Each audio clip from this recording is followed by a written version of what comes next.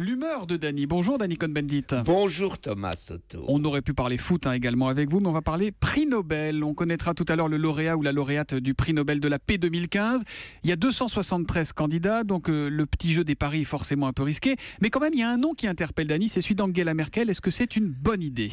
Écoutez Thomas, si vous m'aviez posé la question pendant la crise grecque, j'aurais dit non, non et non, car son comportement n'était pas digne d'un prix. Mais aujourd'hui, pendant la crise des réfugiés, je crois que Angela Merkel est effectivement quelqu'un qui non seulement dépasse de loin tous les politiques européens, mais a une attitude, une posture humanitaire impressionnante. Et on l'a vu encore à la télévision avant-hier, elle explique, même si elle a des problèmes avec son électorat, eh bien elle ne court pas après l'électorat, mais elle essaye de lui expliquer pourquoi elle dit je ne peux pas autrement, face à la misère du monde, je veux en recevoir le plus possible. Je sais que je ne peux pas accueillir tout le monde, mais le plus possible, et ça, c'est vraiment vertueux. Bon, cela dit, Dany, on s'emballe sur le Nobel de la paix, mais on en a connu des décevants, des prix Nobel de la paix. Isn't it Mr. Obama, j'ai envie de dire. Absolument, et je crois que ce prix Nobel est le moins clair. Je trouve que le prix Sakharov du Parlement européen,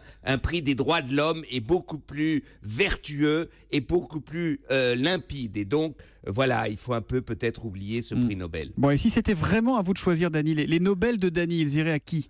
Bah écoutez, je n'en sais rien, mais je sais à qui je donnerais la banane d'or et la framboise d'or. À Marine Le Pen et à Jean-Luc Mélenchon pour leur phobie anti-allemande, anti-Merkel. Madame Le Pen qui s'est intronisée Jeanne d'Arc anti-Nobel, anti-Merkel dans un discours appelant honteux et indigne pour quelqu'un qui brigue l'Élysée, et Jean-Luc Mélenchon avec son casque à pointe et son hareng s'intronisant Astérix à Berlin. Je trouve que vraiment il y en a marre, et cette banane d'or et cette framboise d'or iraient très bien à ces franchouillards qui n'ont rien compris. François Hollande a raison, le souverainisme c'est le déclinisme, mais je rajoute le fédéralisme, un formidable pari démocratique. Bon, Dany, Patrick Caner qui est resté dans le studio hoche de la tête, il est d'accord avec vous quand vous dites François Hollande a raison. Je voudrais savoir, est-ce que vous êtes d'accord avec le ministre des Sports quand il dit les nuages s'amoncellent au-dessus de Michel Platini, ce qui est une forme de soutien discret, on va dire, du ministre tout à l'heure?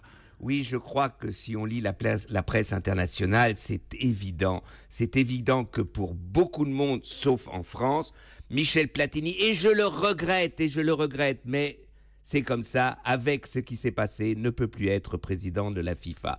Alors maintenant, je trouve que la candidature qui vient d'Afrique du Sud est peut-être la meilleure. Il y a des propositions intelligentes, que Kofi Annan fasse un groupe de travail, l'ancien secrétaire général de l'ONU, pour réformer la FIFA. Il faut réformer, et quand il faut réformer, eh bien, il faut des têtes neuves.